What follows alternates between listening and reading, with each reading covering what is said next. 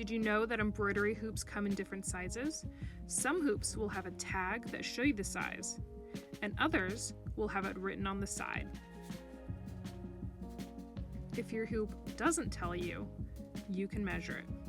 All you need is a ruler and measure the diameter.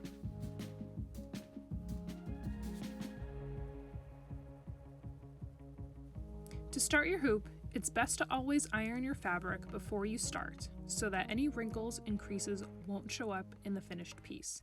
I like to iron both sides to make sure it's extra smooth. To open up your hoop, twist the metal screw until the hoop loosens. You don't have to completely untwist the screw. Place your fabric over one piece of the hoop and then secure the other piece on top and then tighten the screw.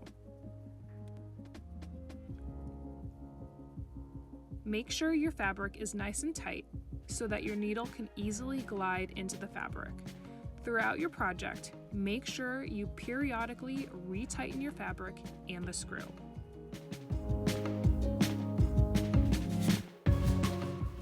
Threading a needle is really easy. Slide the threader into the eye of the needle. Insert the floss through the threader and pull the threader out of the eye of the needle. There you go. Now, don't forget to knot the end of the floss.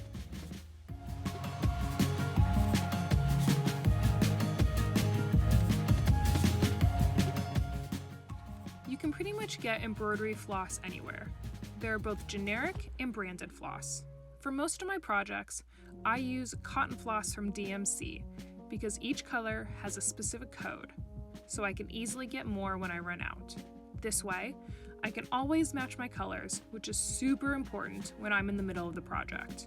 It's so hard to color match by eye, and sadly, that method doesn't always work.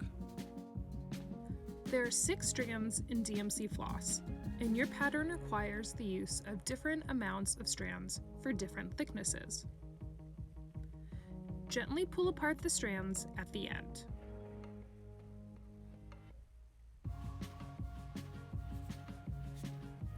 Hold the separated floss apart and glide one finger in between and pull in the opposite direction. When doing this, the floss can tend to twist and become extra tight, so you'll have to unwind it and coax it a little bit.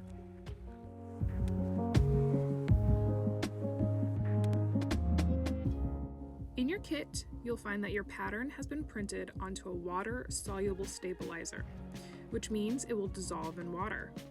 I love using the stabilizer from Sulky because I can print out any design instead of tracing it. To start, peel the pattern off of its backing and stick it onto the fabric.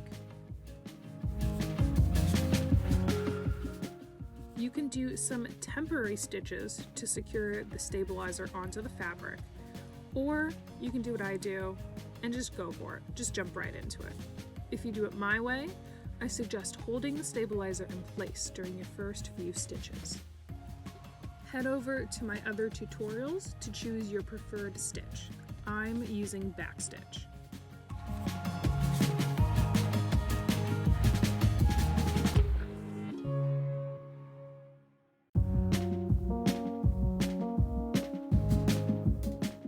Here's a little tip.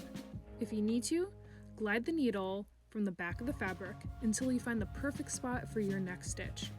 Don't worry if you have to poke the fabric a few times. It won't hurt the stabilizer or the fabric. Happy embroidering!